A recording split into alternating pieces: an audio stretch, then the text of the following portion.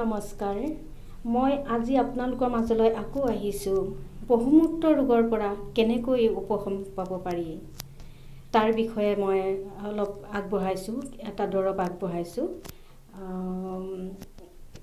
ধৰি লওক বহুমূত্ৰৰ লক্ষণ আৰু তাৰ দৰৱ।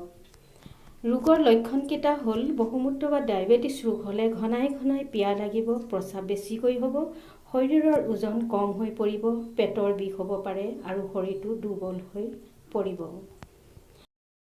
বহুমূত্ৰ ৰোগ হ'লে যদি ঘনাই ঘনাই প্ৰস্ৰাৱ হয় আৰু যদি পিয়াহ লাগে তেতিয়া 10 গ্ৰাম হালধি পিহি অলপ পানীৰ লগত মিহলি কৰি 1 চামুচ মৌ দি খালে প্ৰস্ৰাৱ স্বাভাৱিক হয় আৰু বেছি পিয়াহ লগা দূৰ হয়।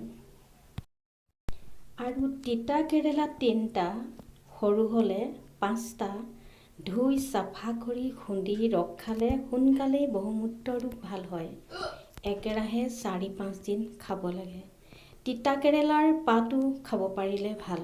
কেইটামান আগ ছিঙি আনি বইল কৰি খাব পাৰিলে সুফল পোৱা যায়। আৰু এটা দৰৱ মই দিছোঁ, এই দৰৱটো খালেও অতি সোনকালেই আৰোগ্য হয়। সৰু মানিমুনি বা বৰ মানিমুনি ৰস দৈনিক 9-10 মিলিলিটাৰকৈ 15 দিন খালেই বহুমূত্ৰ ৰোগ ভাল হয়। মই আপোনালোকৰ মাজলৈ যিকেইটা বিধান আগবঢ়ালোঁ, আশা কৰোঁ আপোনালোকে ব্যৱহাৰ কৰে যেন এই মাৰাত্মক বহুমূত্ৰ ৰোগটোৰ পৰা অতি সোনকালেই আৰোগ্য লাভ কৰিব। ঘৰৰ বাৰীতেই সহজতেই পোৱা কিছু দৰৱ।